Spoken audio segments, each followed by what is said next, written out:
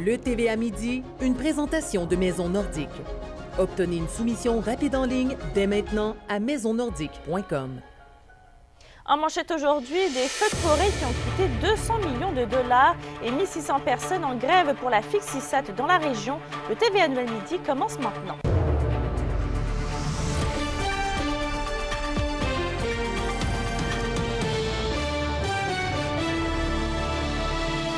Bon midi tout le monde et bienvenue au TVA Nouvelle. La Société de protection des forêts contre le feu a annoncé que les Québécois devront débourser environ 200 millions de dollars suite au feu de forêt historique qu'on a connu l'été dernier. Et Kimberly, selon un porte-parole de la Sopfeu, c'est du jamais vu au Québec. Absolument, Mélissa. Il faut remonter en 1923, oui, 100 ans derrière, pour avoir un chiffre comparable, selon Stéphane Caron, qui est coordonnateur à la prévention chez la Sopfeu. Donc, précisons aussi que la facture pourrait être plus élevée que les 200 millions de dollars mentionnés. Il reste toujours quelques calculs à finaliser d'ailleurs. Donc, ce qui a coûté le plus cher cet été, ça a vraiment été de faire venir plusieurs ressources matérielles et humaines de l'extérieur du pays, étant donné que le reste du Canada combattait aussi des feux importants. Donc, par exemple, la Sopfeu a pu fournir plus de 200 pompiers pour maîtriser la situation, mais puisque c'était insuffisant, on a demandé de l'aide de 1300 personnes au total. Rappelons qu'il fallait payer des frais d'hébergement et de nourriture pour ces pompiers venant de l'extérieur. Et c'était justement le cas à Normétal et à Lebel-sur-Quivillon dans notre région au courant de l'été. Donc, en termes de matériel, la Sopfeu a eu besoin de 21 avions-citernes et plusieurs ont été loués, notamment aux États-Unis. Au niveau des hélicoptères, normalement, 14 sont nécessaires, mais l'été dernier, 88 hélicoptères ont été requis. Et malgré tous ces défis, Stéphane Caron est tout de même satisfait du travail accompli. Somme toute, la Sopfeu était quand même prête à faire face à la situation. Vous savez, même si on n'a pas été capable d'atteindre nos objectifs opérationnels habituels, qui est d'attaquer tous les feux pour protéger notamment la matière, la ressource naturelle qui est la forêt, on a quand même réussi à protéger toutes les communautés. On a réussi à éviter que des infrastructures stratégiques brûlent. Ça ne veut pas dire qu'il faut penser qu'à chaque année, ça va se reproduire, mais la Sopfeu devra être davantage robuste. Et c'est ce qu'on regarde en ce moment là avec le gouvernement du Québec. Et dans les prochaines années, Kimberly, nous les citoyens, on va devoir continuer de s'adapter pour prévenir les dommages des feux de forêt à venir. Selon la Sopfeu, il est très probable que des feux de forêt aussi majeurs et intenses que ceux de l'an passé vont revenir. Donc, il va falloir plus de préparation à l'avenir. Donc, ceci veut dire que les gens doivent être plus résilients face à de futurs travaux comme des tranchées, ce qui vont faciliter en fait le travail des pompiers, surtout pour les communautés à risque. Heureusement pour cette année, la Sopfeu ne rapporte aucun dommage d'infrastructure ni de pertes humaines. C'est étiré un peu comme organisation. On n'avait pas nécessairement toutes les ressources qu'on aurait voulu avoir pour adresser une situation comme on a vécu cette année. On a eu très peu d'incidents au cours de nos opérations. On en est d'ailleurs très, très fiers. Vous savez, au Canada, il y a eu une grosse saison aussi. Il y a eu des décès au Canada.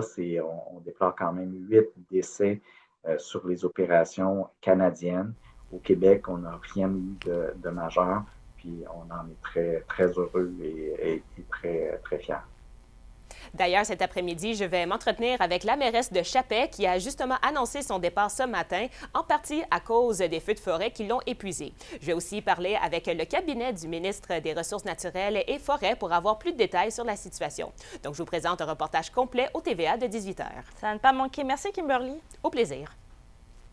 En santé, 1600 professionnels en soins de l'Abitibi-Témiscamingue se joignent à leurs 80 000 camarades du milieu de la santé québécois et entament aujourd'hui un 48 heures de grève. 2 autres journées de grève sont d'ailleurs ajoutées les 23 et 24 novembre prochains. Le gouvernement doit bonifier son offre salariale en tenant compte de l'inflation selon la FIC. Et toujours selon le syndicat, Québec doit aussi offrir des conditions de travail qui vont attirer et retenir les professionnels en soins dans le réseau public de santé.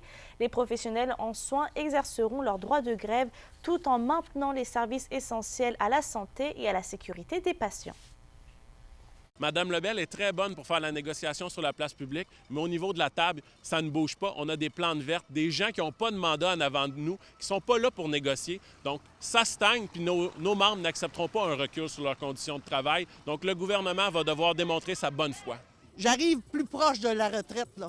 Puis ils me font chier, pas à peu près.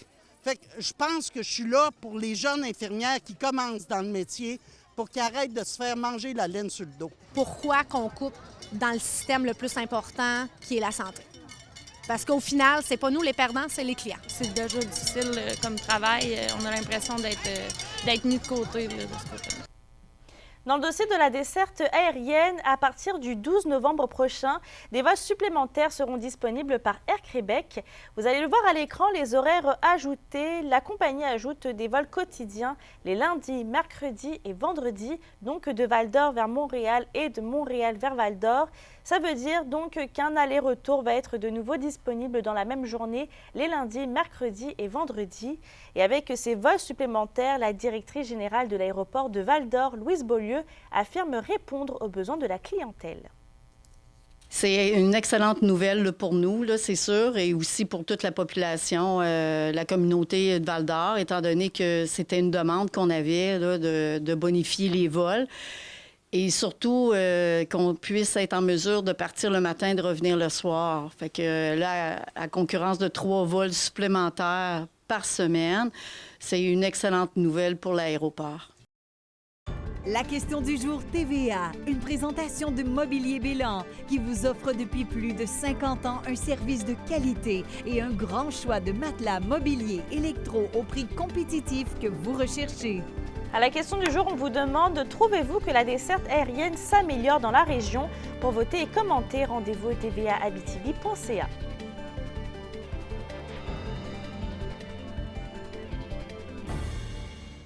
Et on reste dans le domaine des transports. L'entreprise de camionnage Martin Roy Transport de Rouyn-Noranda célèbre ses 25 années d'existence en annonçant un investissement de 20 millions de dollars d'ici 3 ans. En partenariat avec le centre du camion Mabo Inc. de Val-d'Or, MRT doit faire l'achat de 60 camions et de 30 remorques qui vont moderniser la flotte du transporteur.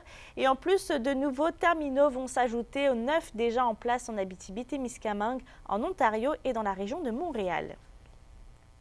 En économie, la Chambre de commerce et d'industrie de Centre-Abitibi est plutôt satisfaite de la mise à jour économique du ministre des Finances. Elle salue les investissements annoncés en matière de création de logements sociaux notamment. Le président Claude Balleux souhaite que la région ne soit pas oubliée dans ces investissements. Par contre, la Chambre de commerce aurait aimé voir apparaître plus d'éléments connectés sur la réalité des régions concernant le transport. Elle souligne également le manque de mesures concrètes pour soutenir les différents médias traditionnels. Allons sur la scène judiciaire. Un guide d'accompagnement socio-judiciaire des membres des Premières Nations et des Inuits est maintenant disponible. C'est le réseau des centres d'aide aux victimes d'actes criminels qu'il a dévoilé aujourd'hui. Le guide vise à outiller le réseau des CAVAC pour mieux soutenir culturellement parlant les membres des Premières Nations qui doivent témoigner dans une cause devant la cour criminelle. Il s'inscrit également dans une démarche de rapprochement entre le réseau et les communautés autochtones. Parlons reconnaissance maintenant. Les pompiers du service de sécurité incendie de la ville de Val-d'Or, Jonathan Allary, Francis Duchesne, Christian Fortin, Chartier et Tommy Joly ont reçu hier à la caserne d'incendie leur médaille pour actes méritoires. En avril 2022, les pompiers sont venus en aide à des résidents d'un bâtiment en flammes de la 3e avenue et 2 d'entre eux ont réussi à sauver la vie d'un homme en détresse. Des manœuvres périlleuses avaient également été nécessaires, notamment la disposition d'une échelle supplémentaire en parallèle à une autre. Et c'est dans le cadre d'une résidence du Petit Théâtre du Vieux-Noranda que le projet Regard a été présenté, conceptualisé par la comédienne, metteuse en scène et productrice de la région Louise Lavictoire et avec l'appui du Conseil des arts et des lettres du Québec. L'auditoire a pu profiter d'une œuvre mettant de l'avant le théâtre et le cinéma en compagnie des comédiens Mylène Barry-Manta et Luc Drolet. L'objectif étant de déposer une nouvelle demande de bourse au Calque pour une diffusion de cette pièce hybride à l'automne 2024. Et on reste culturel puisque le nom de Samuel Larochelle figure parmi les 14 lauréats du prix du gouverneur général qui ont été dévoilés aujourd'hui par le Conseil des arts du Canada. L'auteur originaire d'Amos a remporté le grand prix du gouverneur général du Canada en littérature dans la catégorie des livres illustrés pour son ouvrage « Le plus petit sauveur du monde ». Et selon le jury, le livre se veut émouvant et pertinent. Pour eux, les illustrations reflètent avec sensibilité la gravité du propos tenu par l'auteur. On rappelle que ce livre aborde le réchauffement climatique ainsi que l'éco-anxiété chez les enfants.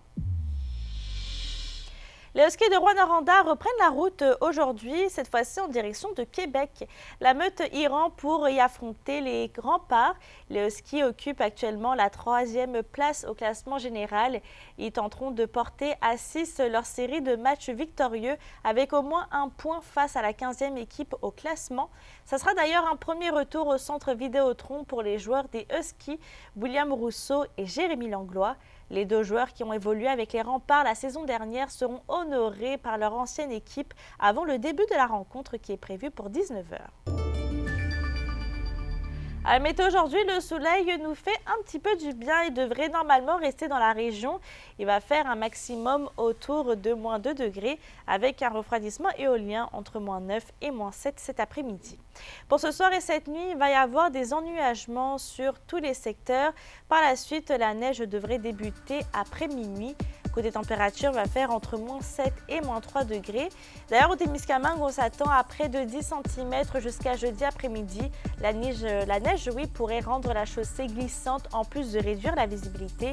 Les conditions routières pourraient ainsi devenir difficiles. Merci de nous avoir suivis ce midi. N'oubliez pas qu'on est sur YouTube et XTV Abitibi-Témiscamingue. Si vous voulez aller voir ou revoir les reportages et les bulletins de nouvelles, sur ce, je vous souhaite de passer une très belle journée puis on se retrouve tout à l'heure.